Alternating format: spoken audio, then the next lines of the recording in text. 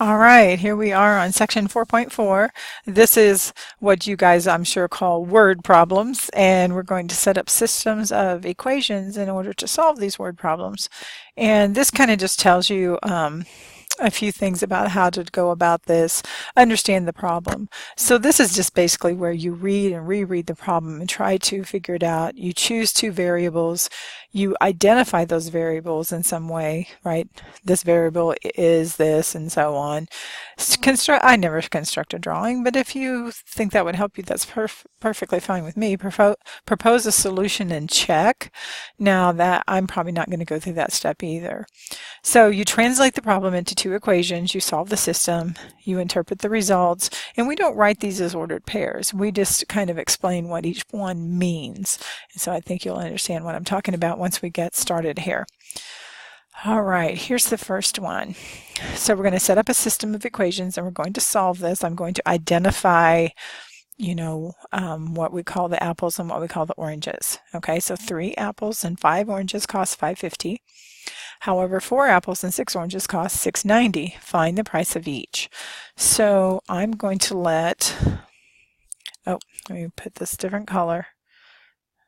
Come back. All right, so X equals the cost of an apple. And just by identifying this helps you understand what's happening, right? Because notice it said find the price of each.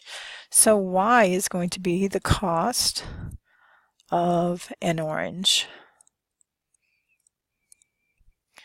All right, so now we're going to set up the equation based on these X's and Y's. Okay, so it says that 3 apples, so 3 times the cost of 1 apple, right, 3x, and 5 oranges, so that's going to be 5y. Remember, y is going to be the cost, and that equals a total of $5.50. On the second one, we have 4 apples, so 4 times x, and 6 oranges, so 6 times y, and that amount is $6.90. Now at this point you can see that we don't have any opposites, and so for that we're going to multiply to find opposites. So we can actually solve for x or y first. It doesn't really matter, okay? And so if we eliminate the x's, then we would multiply. Remember, we're trying to find opposites. If I'm eliminating the x's, and I want to get one of them to be -12 and the other one to be +12. So on the first go around, I'm going to multiply the top equation by -4 and the bottom equation by 3. All right, and then I'm going to write them out here. Okay, so we're going to have -12x minus 20y equals, let's see, that's -22. On the second one, we will have 12x plus 18y equals 690 times 3, looks like it's 2070. All right, and then we add these together. I am writing a little smaller, so I hope I don't run out of room. When I subtract or add the x's, I get 0. -20y plus 18y is going to be a -2y, and that's equal to a -130. So we divide by -2, and we find that, remember this is an orange, the cost of one orange is going to be 65 cents, right? 65 hundredths in this case. Now, to find the x, we're going to go back and substitute that into one of our original equations. So I'll just take the first one and say 3x plus 5 times 0.65 equals 550.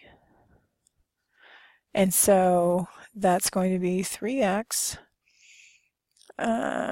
plus, I think that's 225. Let me see here. It's not that easy to multiply. Okay, that's 325 equals 550.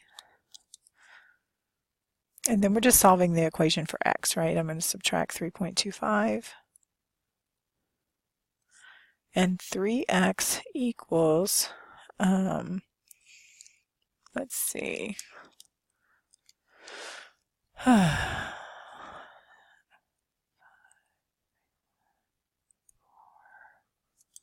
No, I don't think that's what I had. Let's see, 550 minus 325 is 225. And then we divide that by 3, and we see that the cost of one apple is 75 cents. This is how we write it with a dollar sign. Okay, so you can write this out. This is 65 cents per orange. And this is 75 cents per apple. And so really you just kind of identify them. I'll write this out the same way. So I'll say per orange. Let me write it below it. And that's what you're looking for, right? There's my y, there's my x. Writing these as ordered pairs is really not necessary because of the kind of problems they are. Next, okay. So let's see if we can get this one set up okay. Adrian Gonzalez of the Los Angeles Dodgers led Major League Baseball in runs batted in for the 2014 regular season. Mike Trout of the Los Angeles Angels of Anaheim, who came in second to Gonzalez, had 5 fewer runs batted in for the 2014 regular season.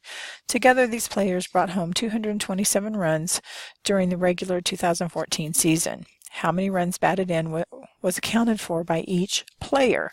Now these equations turn out to be fairly simple. I'm going to have G for Gonzalez, and we're going to use T for Trout. Is that what it was? Yeah, Trout. So this is Gonzalez, number of runs batted in.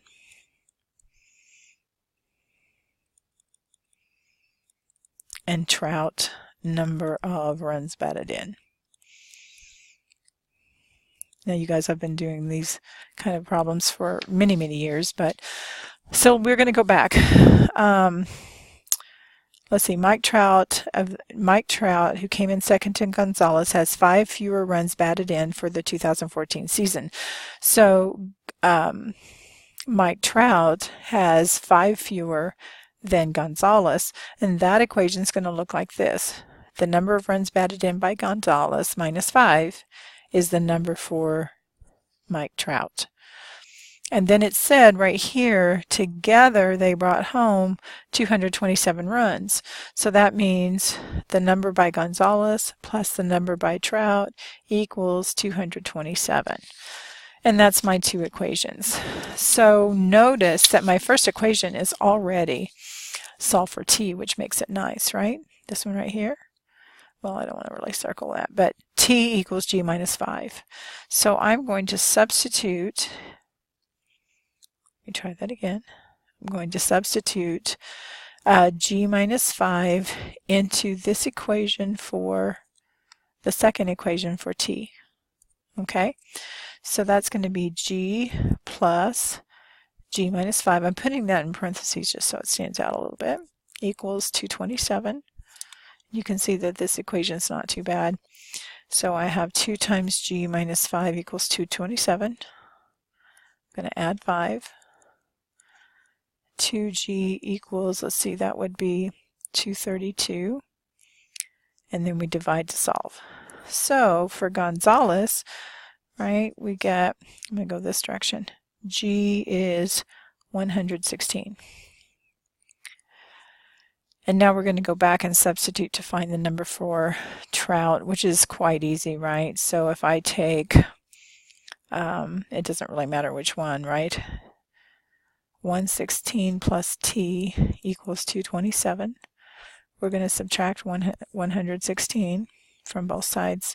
So t equals 111. Okay, so we're going to say Gonzalez, whoops,